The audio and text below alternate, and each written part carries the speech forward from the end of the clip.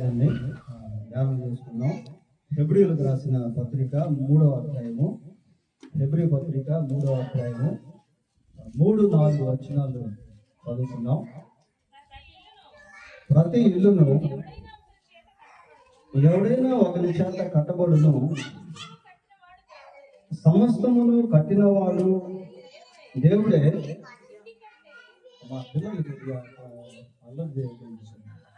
సమస్తమును కట్టువాడు దేవుడే, ఎందుకంటే దాన్ని కట్టిన వాడెక్కువ ఘనత పొందినట్లు.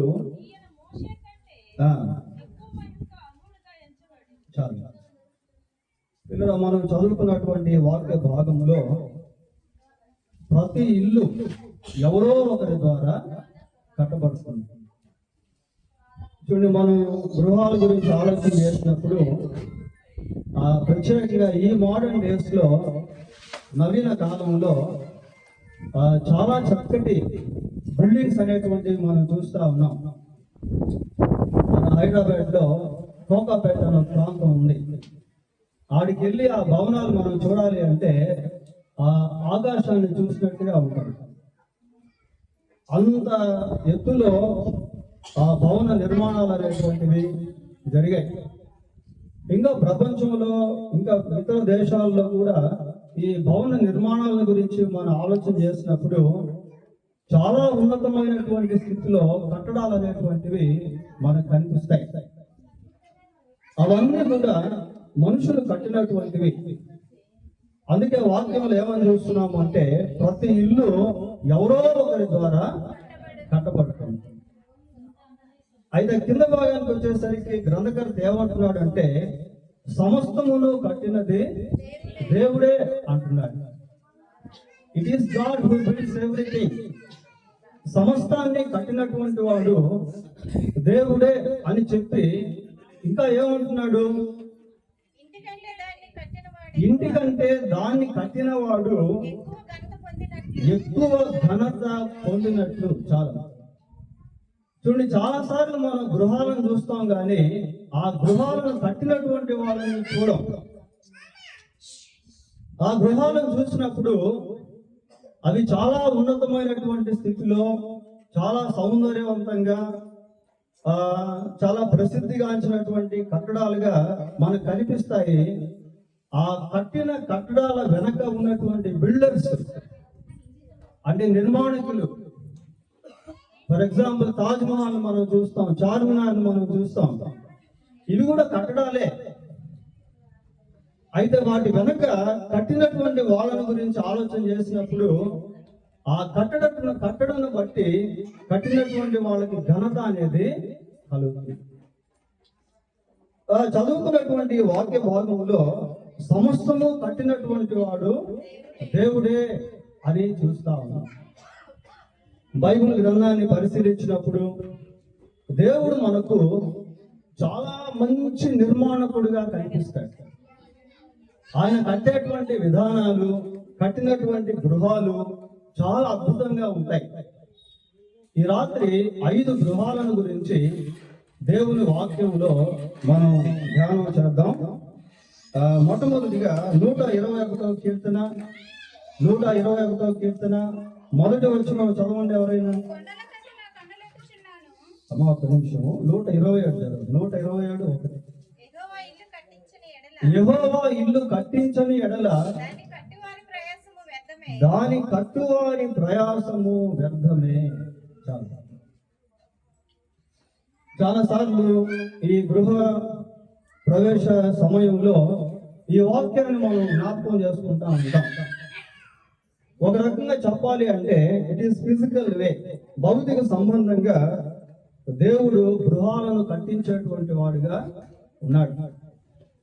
ఇక్కడ దేవుడు మరి భౌతిక సంబంధమైనటువంటి గృహాలను కట్టించడము అంటే, చూడండి, ఇప్పుడే మనం గృహప్రతిష్ఠ చేశాం. ఆ ఇంట్లో ఏ వస్తువులు కూడా లేవు. ఇప్పుడు ఖాళీ గృహంలో మనం నివాసం చేయగలమా? చేయలేము. గృహం బాగుంది, గృహంలో మనం నివాసం చేయాలి అంటే ఆ గృహంలో మనకు కావలసినటువంటి వస్తువులు కూడా ఉన్నాయి.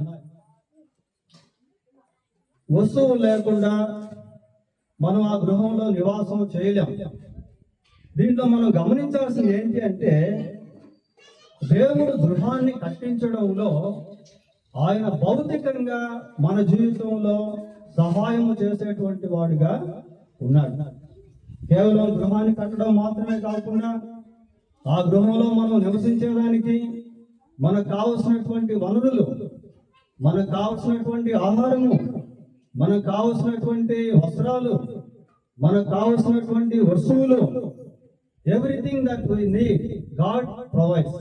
మనకు కావలసిన అన్నిటినీ కూడా దేవుడు సమకూర్చేటువంటి వాడిగా ఉన్నాడు. మత్తయి సువార్త 6వ అధ్యాయము 31, 32 వచనాలు చదువుతున్నాం. 31, 32 వచనాలు.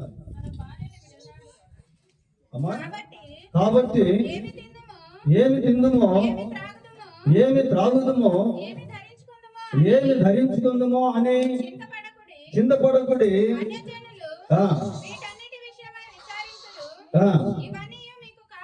ఇవన్నీ మీకు కావాలనని మీ పరలోకపు తండ్రికి తెలియను. చాలు. ఫండమెంటల్ నీడ్స్ పిల్లలు, ప్రాథమిక అవసరతలు. మనకు కావాల్సిన వస్త్రాలు, ఆహారము, ఇవన్నీ కూడా మనకు కావాలి. ఇవి మీకు కావాలనని పరలోకపు తండ్రికి తెలియదు. God knows every hour need. మన అవసరతలు అన్నిటినీ కూడా దేవుడు ఎరిగినటువంటి వాడు. మన అవసరతలను అన్నిటినీ దేవుడు తీర్చేటువంటి వాడు. ఫిలిప్పీ పత్రిక 4వ అధ్యాయము 19వ వచనం చదువుతున్నాం. 4:19. కాగా దేవుడు తన ఐశ్వర్యము చొప్పున క్రీస్తు యేసునందు మహిమలో మీ ప్రతి అవసరమును తీర్చును. కనుక ప్రియులారా, మరి మొదటిగా ఇక్కడ దేవుడు మన భౌతిక సంబంధమైనటువంటి అవసరతలను తీర్చేటువంటి వాడుగా ఉన్నాడు. ఆయన భౌతిక సంబంధమైనటువంటి గృహాన్ని మాత్రమే కాకుండా ఆ గృహాల్లో మనకు కావలసినటువంటి వస్తువులను, వనరులను, సమస్తాన్ని సమకూర్చి వాటిని మరి దేవుడు మనకి ఇచ్చేటువంటి వాడుగా ఉన్నాడు. కనుక ఇక్కడ మనం ఏం చేయాలంటే, we should be grateful to God because we are getting everything from Him. ఆయన ద్వారా సమస్తాన్ని పొందుకుంటూ ఉన్నాము కనుక ఆయన పట్ల కృతజ్ఞత కలిగి మనము జీవించాలి. ఇది మొదటి. రెండవది, దేవుడు నిర్మాణకుడు అన్నటువంటి విషయాన్ని మనం పరిశీలన చేస్తా ఉన్నాం. రెండవదిగా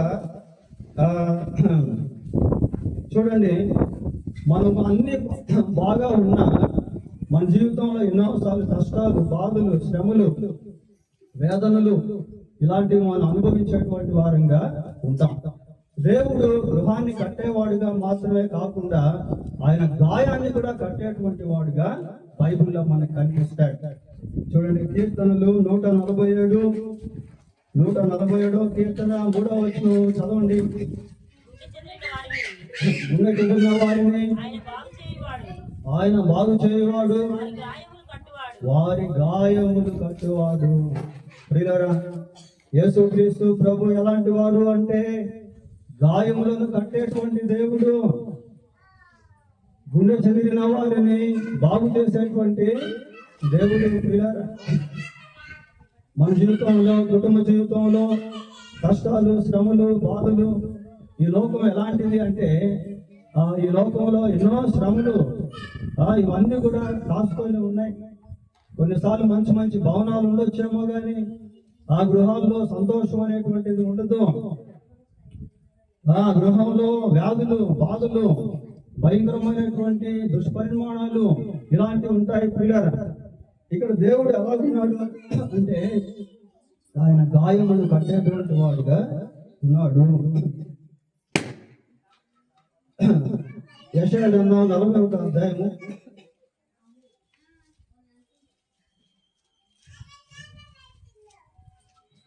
10.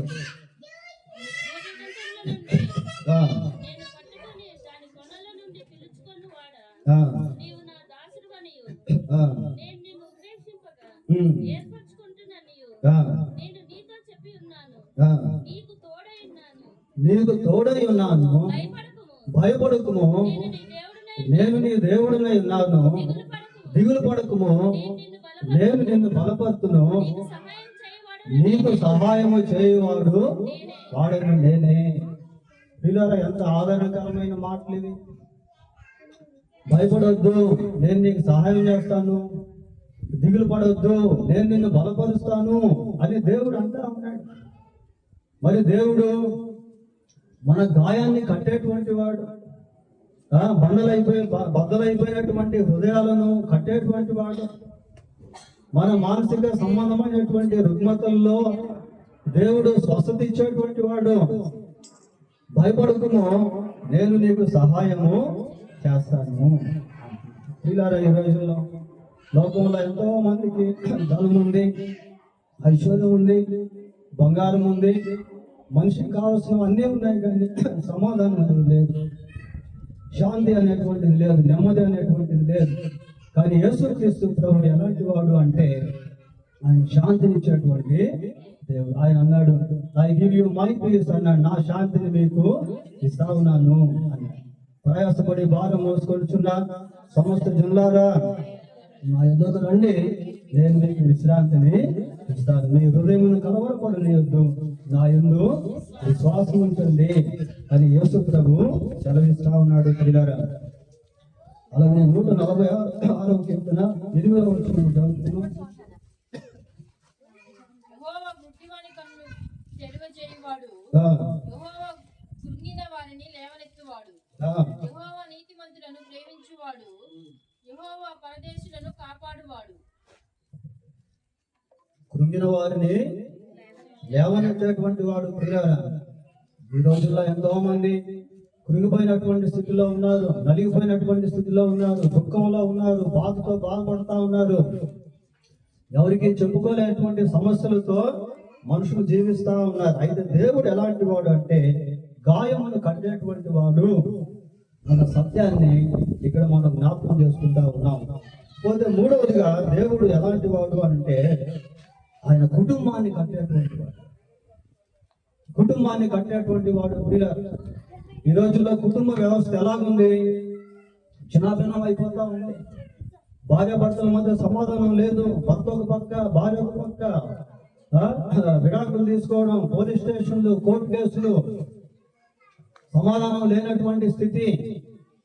అయితే దేవుడు ఎలాంటి వాడు అంటే ఆయన కుటుంబాలను కట్టేటువంటి వాడు, కుటుంబాల్లో నెమ్మదినిచ్చేటువంటి వాడు. మత్తయి సువార్త 1వ అధ్యాయము 19వ వచనం ఒకసారి చూడండి. ఆమె భర్త అయిన ఆ, యేసేపు ఉమ్, నీతిమంతుడై ఉండి ఆ, ఆమెను అవమానపరచునొల్లక ఆ, రహస్యముగా ఉమ్, ఆమెను విడనాడు రహస్యముగా ఆమెను విడనాడు ఉద్దేశించను. ఈ రోజుల్లో కూడా ఎన్నో కుటుంబాల్లో మరి విడాకులు చేసుకోవడం, ఆత్మహత్యలు చేసుకోవడం, హత్యలు అయితే చేసుకోవడం, కుటుంబాల్లో నెమ్మది లేనటువంటి స్థితిలో మనుషులు జీవించడం, అక్రమ సంబంధాలు, ఇలాంటివన్నీ చూస్తా ఉన్నాం. అయితే దేవుడు దేవుడు ఎలాంటి వాడు అంటే దేవుడు కుటుంబాలను కట్టేటువంటి వాడు. యోసేపు తన భార్యను రహస్యంగా విడిచిపెట్టాలి అనేటువంటి సమయంలో God spoke to him about his spouse. తన భార్యను గురించి దేవుడు యోసేపుతో మాట్లాడినప్పుడు యోసేపు తన భార్యను చేర్చుకున్నాడు. ఒకవేళ దేవుడు మాట్లాడకపోతే, దేవుడు ఆ కుటుంబాన్ని కట్టకపోతే ఆ కుటుంబం విచ్ఛిన్నం అయిపోయేది. నేటి దినాల్లో కుటుంబాల్లో దేవుడు లేనటువంటి కుటుంబాలను మనం చూస్తా ఉన్నాం. యేసుక్రీస్తు ఏ కుటుంబంలో అయితే ఉంటాడో ఆ కుటుంబ జీవితాలు కట్టబడతాయి. భార్య భర్తకు లోబడేటువంటిదిగా ఉంటుంది. భర్త భార్యను ప్రేమించేటువంటి వాడుగా ఉంటాడు. పిల్లలు తల్లిదండ్రులకు లోబడేటువంటి వారుగా ఉంటారు. తల్లిదండ్రులు పిల్లల్ని మంచి బాటలోనికి, దేవుని భయంలోనికి నడిపించేటువంటి వారుగా ఉంటారు. కొన్ని కుటుంబాల్లో తిరుగుబాటు చేసేటువంటి పిల్లల్ని మనం చూస్తా ఉన్నాం. అక్రమ సంబంధాలు కలిగినటువంటి భార్యల్ని, భర్తల్ని మనం చూస్తా ఉన్నాం. అయితే దేవుడు ఎలాంటి వాడు అంటే hour God is a God who builds our families. దేవుడు కుటుంబాలను కట్టేటువంటి వాడిగా ఉన్నట్టు ఇక్కడ మనం చూస్తా ఉన్నాం ప్రియారా. కొంత నాలుగోదిగా దేవుడు గొప్ప నిర్మాణికుడు అని మనం చదువుకుంటా ఉన్నాం. నాలుగోదిగా దేవుడు ఎలాంటి వాడు అని అంటే God builds our spiritual life. దేవుడు మన ఆధ్యాత్మిక జీవితాన్ని కట్టేటువంటి వాడు. దేవుడు ఆత్మీయ జీవితాన్ని కట్టేటువంటి వాడు. ప్రియులారా, ఆత్మీయ జీవితం కట్టబడుట అంటే మనం ఎక్కడెక్కడ ఎటువంటి దుర్వ్యసనాల్లో ఉన్నామో వాటి నుంచి ఆయన విడుదల ఇచ్చేటువంటి వాడు. చూడండి, తిమోతికి రాసిన మొదటి పత్రిక 1వ అధ్యాయము 14వ వచనం, 12-13 వచనాలు. పూర్వము దోషకుడను హింసకుడను చాలా. పూర్వం నేను ఎలాంటి వాడు అంటే దూషకుడను హింసకుడను హానికరుడు. ఆ పదాలు చూడండి. పూర్వం అంటే యేసుక్రీస్తు అతని జీవితంలోనికి అడుగు పెట్టక ముందు, యేసుక్రీస్తును పౌలు విశ్వసించక ముందు పౌలు ఎలా ఉన్నాడు అంటే కిరాతకుడిగా ఉన్నాడు, దుర్మార్గుడిగా ఉన్నాడు, దుష్టుడిగా ఉన్నాడు, హంతకుడిగా ఉన్నాడు, దూషకుడిగా ఉన్నాడు, హానికరుడిగా ఉన్నాడు. ఎప్పుడైతే యేసుక్రీస్తు ప్రభు పౌలును రక్షించాడో ఆయన యొక్క జీవన విధానం సంపూర్తిగా మార్చబడింది. ఇలా మనిషి జీవితంలో క్యారెక్టర్ అనేటువంటిది చాలా ఇంపార్టెంట్. క్యారెక్టర్ అనేటువంటిది సరిగా లేకపోయినట్లయితే జీవితాలు కొలాప్స్ అయిపోతాయి, కుటుంబాలు కొలాప్స్ అయిపోతాయి, సమాజాలు కొలాప్స్ అయిపోతాయి, దేశాలు కొలాప్స్ అయిపోతాయి. కాబట్టి క్యారెక్టర్ ని మార్చగలిగినటువంటి వాడు ఎవరు అంటే యేసుక్రీస్తు ఒక్కడే. యేసుక్రీస్తు మాత్రమే మనిషి యొక్క హృదయాన్ని మార్చగలిగినటువంటి వాడు.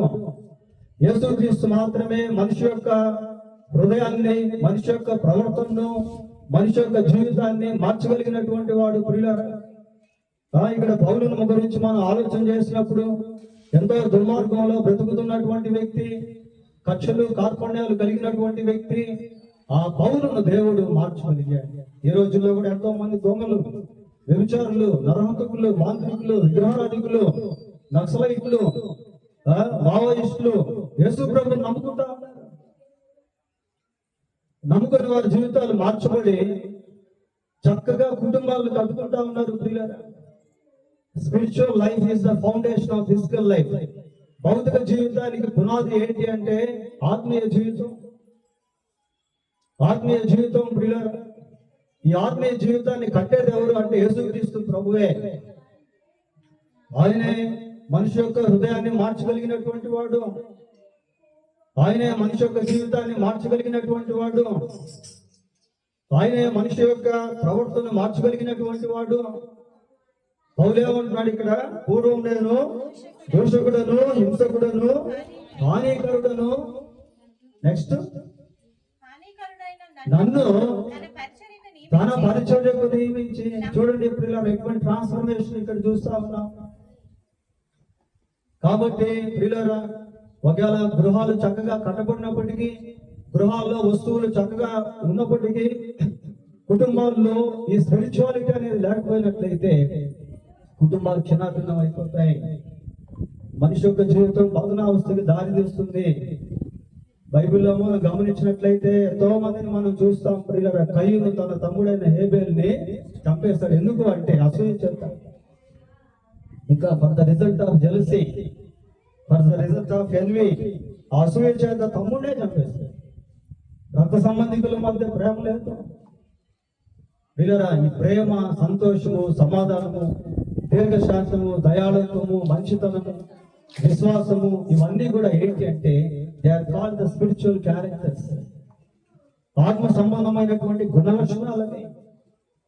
యేసుక్రీస్తు ఎలాంటి వాడు అంటే ఆయన ఆత్మీయ జీవితాన్ని కట్టేటువంటి వాడు. పోతే చివరిగా యేసుక్రీస్తు ప్రభువు ఒక గృహాన్ని నిర్మిస్తా ఉన్నాడు. ఆ గృహం ఏంటి అంటే పరలోకం. పరలోకానికి నిర్మాణికుడు ఆయనే. ఇందాక మనం హెబ్రీ పత్రికలో ఒక మాట చూస్తాం. ఏంటి అంటే ఆ గృహం ఎంత సౌందర్యవంతమైనదో ఆ గృహాన్ని కట్టినటువంటి వాడు దేవుడే.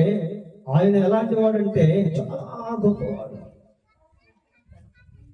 వీళ్ళ పరలోకాన్ని యేసుక్రీస్తు ప్రభు కడతా ఉన్నాడు. హెబ్రీలకు రాసిన పత్రిక, హెబ్రీ పత్రిక 11వ అధ్యాయము 10వ వచనం చూడండి.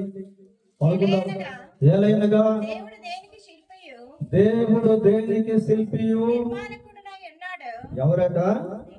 హి is the builder of heaven. ఆయన పరలోకానికి నిర్మాణకుడుగా ఉన్నాడు.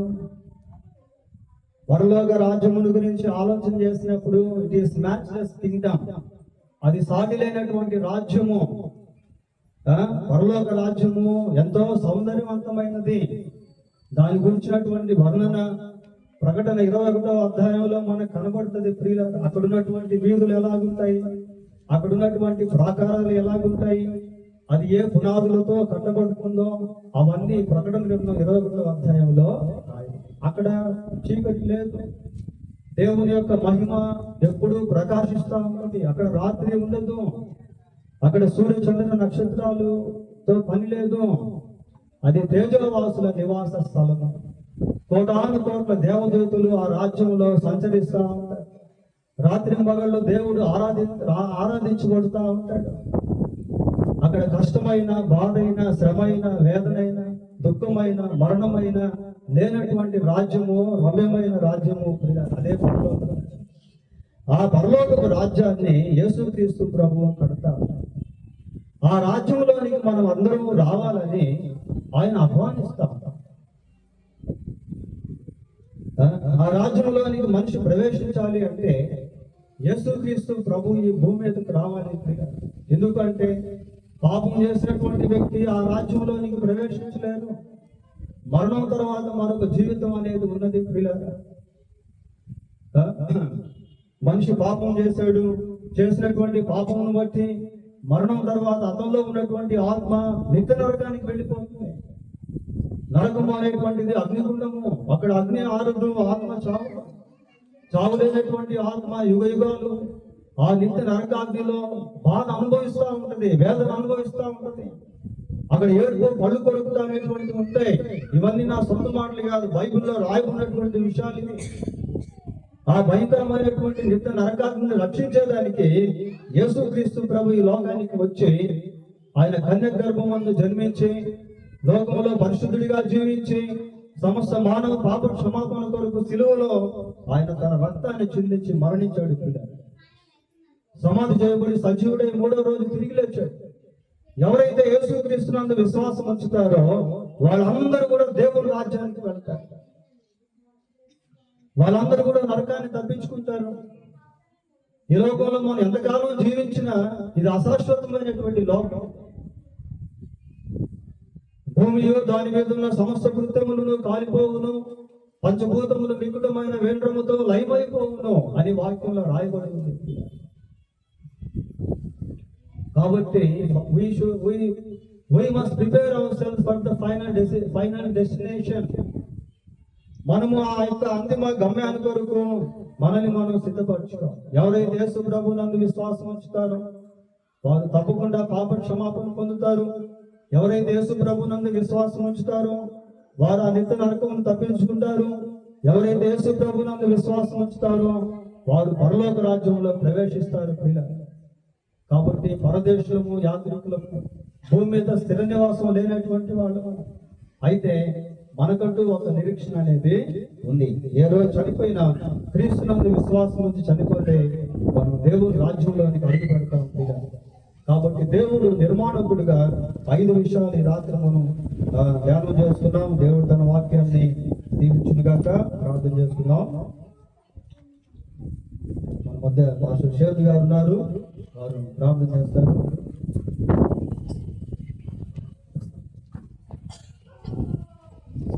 అందరూ కూడా కళ్ళు వంచి ప్రార్థన వ్యక్తిద్దాం. మమ్మల్ని మిక్కిలిగా ప్రేమించిన మా ప్రియ పరలోకపు తండ్రి, పరిశుద్ధుగా కలిగిన దేవా, ఘనమైన శ్రేష్టమైన పాదములకు స్తోత్రాలు చెల్లిస్తున్నాం. మా ప్రియ ప్రభువా, ఈ రాత్రి కాలపు వేళలో ఇదిగో నాయన ఇంతవరకు మీ సేవకుల్ని మీ దాసుల్ని మరుగు చేసుకొని మీరు మాట్లాడిన ప్రతి మాటను బట్టి మిమ్మల్ని స్తుతిస్తున్నాం ప్రభా. వెలుపులలో గుండా పరిశుద్ధతను బట్టి మహనీయుడా, స్తుతి కీర్తనను బట్టి పూజుడా, అద్భుతాలు చేయవాడా మీకు స్తోత్రములు. ఇదిగో మీ బిడ్డలను ప్రేమించి వారికి ఇచ్చినటువంటి ఈ నూతన గృహమును బట్టి మీకు స్తోత్రములు చెల్లిస్తున్నాం మా ప్రియ ప్రభా. ఇదిగో ప్రభా నీకు వందనాలు. మరి ఆ ఇంటి నిర్మాణం విషయంలో నాయన 5 విజయాలుగా ప్రభా మీరు మాకు ఏ విధంగా తోడు ఉంటారో, ఏ విధంగా మీరు మమ్మల్ని బలపరచబోతున్నారో, బలపరుస్తారో స్పష్టంగా శుద్ధిగా మీ సేవకుల ద్వారా మాట్లాడారు. ఇదిగో ప్రభా మీరు జీవితాలను కట్టేవారు, బ్రతుకులను కట్టేవారు నాయన, పరిస్థితులను మార్చివేయగలిగిన దేవుడు నాయన మీకు స్తోత్రములు.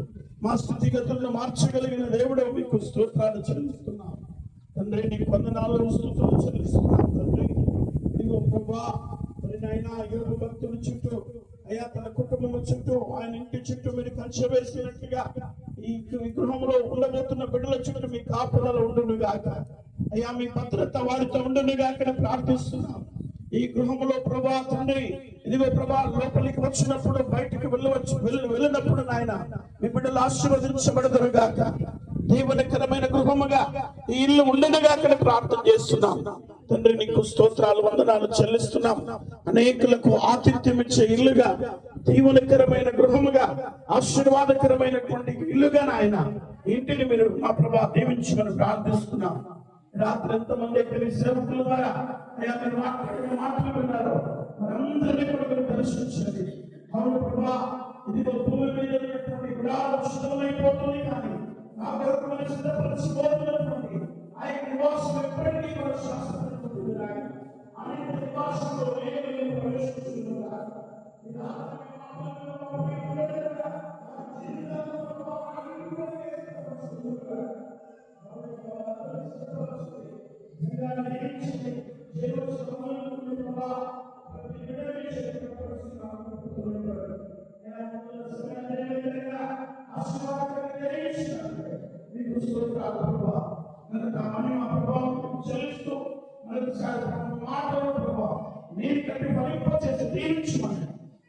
మహిమ ప్రభావం మీకు చెల్లిస్తూ ఎంతమంది అయితే ప్రభా రాత్రి ఈ ప్రభా శబ్దం ద్వారా మీ మాటలు విన్నారు వారిని దర్శించుదురుగాక.